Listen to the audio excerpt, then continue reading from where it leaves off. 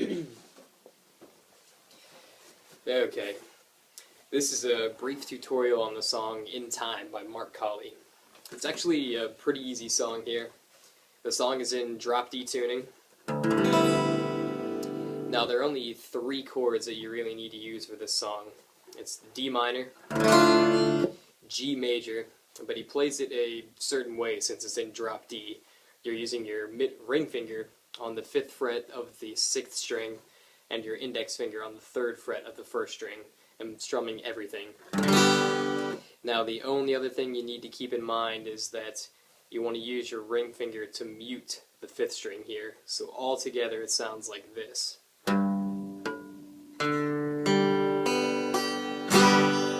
So you're strumming everything, but you're making sure that the 5th string doesn't sound.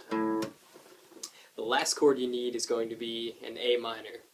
Now he actually plays it a slightly easier way in this song. He strums all 6 strings, so it sounds like this. Gives it a nice darker sound by adding the low 6th string. I kind of like that. Now the song itself uses a pretty simple strumming pattern. It starts out with a D minor chord strummed downward. He does it like semi-slowly, just so you can hear each string ring out individually. And then gets into the verse of the song, and I can hear what you're thinking. Your thoughts and fears.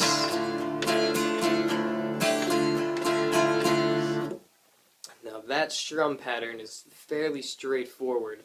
What he's doing is starting with a partial strum of just the bottom 3 strings, so 6, 5, and 4. So it starts out with just those, then a full down strum of the chord,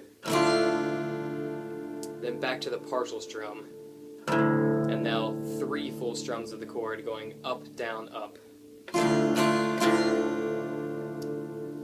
The next time he does it, he essentially does the same thing. It starts with the partial strum, but then he goes into 2 full strums, down, up, and then partial strum, 3 full strums, up, down, up. So the whole thing really slowly is this.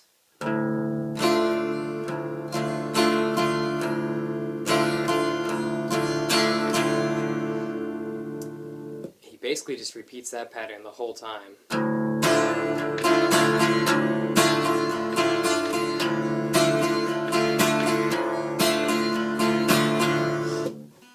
The only time it switches is when he goes over to the G major chord. He starts out with a partial down strum, and then 3 full strums, up, down, up. Back to D minor.